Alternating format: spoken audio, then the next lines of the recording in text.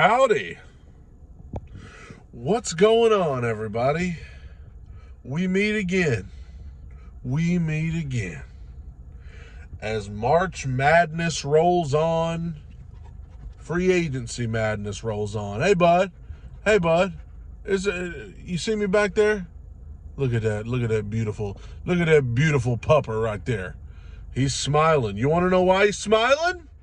Because late last night, the notification came in. The Tennessee Titans have completed the trade for L'JARIUS Sneed. Yes, indeed, L'JARIUS Sneed. And I'll tell you, this was another one, much like the Calvin Ridley deal, this was another one that I didn't think was actually going to happen. There was a time where it seemed likely, and then it kind of went toward Indianapolis for about, 15 minutes. And then it went toward Kansas City again. And that's honestly what I thought was going to happen. I thought he was going to go back to Kansas City, play on the tag. I had pretty much surrendered to that. And then late last night, baby, the notification came in. L'JARIUS Sneed to the Titans for a 2025 third rounder. Take it. A pick swap in the 7th round this year. Take it. And now all of a sudden, L'JARIUS Sneed, Chido Awuzie, Roger McCreary, that's a pretty good-looking secondary, not to mention Amani Hooker. I think the Titans will eventually sign another veteran safety to put back there with Amani Hooker in time. And that's looking like a much-improved secondary. So let's look at what the Titans have done so far this offseason. Greatly improved secondary, tremendously improved secondary, tremendously improved wide receiver room, and I don't think the improvements there are done because the draft is a month away. I still think there's a good possibility that one of those first 2 draft picks the Titans have will go to wide receiver. It's just such a deep wide receiver class with so much talent. You just almost feel like you have to snatch one of them up. And so next we look to the offensive line, and we'll talk about that here in a second. But L'JARIUS Sneed, to me, one of the best corners in the league. One of the best corners in the league. Sorry if my phone's shaking. This guy's panting back here. He just got done running here at the park. But L'JARIUS Sneed, one of the best corners in the league. You look at what he was able to do last season. He lined up against some of the best wide receivers in the league. I mean, Deebo Samuel, Tyreek Hill, list goes on A.J. Brown. I mean, he lined up against the best of the best and did well against all of them. So thrilled to get him. There's people talking about his injury history. Like, bro, he's missed 3 games over the last 3 years. And that includes like 3 or 4 playoff games. So we're not just talking about regular season. We're talking about regular season and playoffs. He has missed a total of 3 games in 3 years. He is averaging missing 1 game a year. And so I don't understand all the talk about, it's just that injury history, blah, blah, blah, blah, blah, blah, blah. Doesn't make any sense to me. I'm excited to have him, and the Titans have made some moves. I mean, listen, the compensation that they gave up for him, the 2025 third rounder, the pick swap in the 7th round this year, I'm sure there are a lot of teams in the league saying, why did we not do that? Why did we not do that?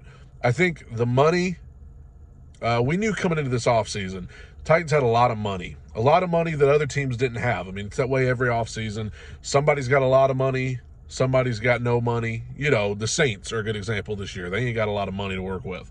So that's why they haven't done a whole lot in free agency. But we knew the Titans had a lot of money, and that's what it boils down to. The Titans are paying L'JARIUS Sneed a lot of guaranteed money over time, and I think there were a lot of teams who just couldn't do that, and that's the advantage of having money. That's the advantage of having cap space. And look at this guy back here. He's still smiling about it.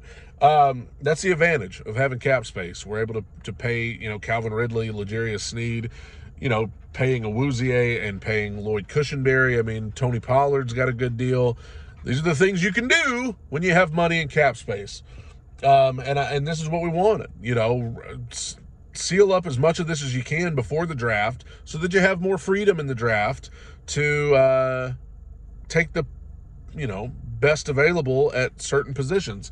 I look at the rest of the roster. I mean, Inside linebacker still need some help there. I'm sure there are probably going to be some veteran free agent signings coming down sometime, maybe even over the summer. Safety alongside Amani Hooker back there remains a need. I could also see a veteran signing coming there. I know a lot of people have mentioned Justin Simmons. I don't know if that's going to work, but I mean, Marcus May, there have been other names mentioned. And I think the Titans can get a good safety there to pair alongside Amani. They're in the back of the defense. Defensive line, Sebastian Joseph Day was signed over the last week. That could be a good piece. I mean, listen, that guy, played well in L.A. alongside Aaron Donald, and now he's going to be alongside another stud in Jeffrey Simmons in Nashville. Maybe that opens the door for Sebastian Joseph Day to have a great year. Edge depth, sure. I mean, behind Harold Landry and Arden Key, you need more depth there. You could always use more help in edge rush. That's just something you can never have enough of. You never have enough guys doing that. But as we sit here right now, this team is in a heck of a lot better shape than it was a couple of months ago. Wide receiver room and secondary especially. Offensive line that's the biggest need. Joe Alt, that's the name, right? That's the name that we have all associated with the Titans and pick number 7, and it's very possible and very likely that's what we're going to do to get the left tackle of the future. As far as other positions like right guard, right tackle, I don't know. I still think, and some of you may disagree, right guard, I still think with Bill Callahan now, you can maybe get somebody who's already on the roster to fill that role. I'm sorry if this camera's shaking. He is just panting to save his life back there. You can get somebody already on the roster, I think, to fill that role. Dylan Radins, I think, has earned a shot. Nicholas Petit-Frere is still there. You could bring back Daniel Brunskill, who did okay last year. I think right guard, you can put somebody who's already on the roster with the hopes that Bill Callahan can help develop them. And right tackle, there's still options out there. Mekhi Becton and some other stuff, some other guys that are possible, some veterans that you could sign. It's a deep tackle class. I mean, maybe we try to just take 2 tackles, but I don't think that's likely. But I think after the draft, the offensive line will be greatly improved.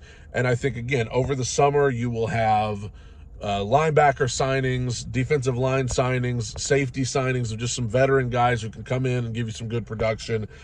And I'm excited, man. I'm excited. I think this team, you can't fix everything in the offseason, but you can fix a whole lot of things.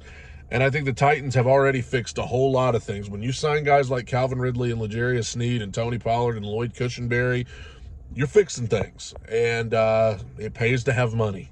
It pays to have money, and then we have a high draft pick, and now all eyes on the draft.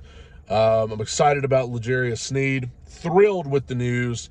Excited already, and it's only March. How are we going to hold off until August to watch Titans football? Hope everybody enjoys March Madness.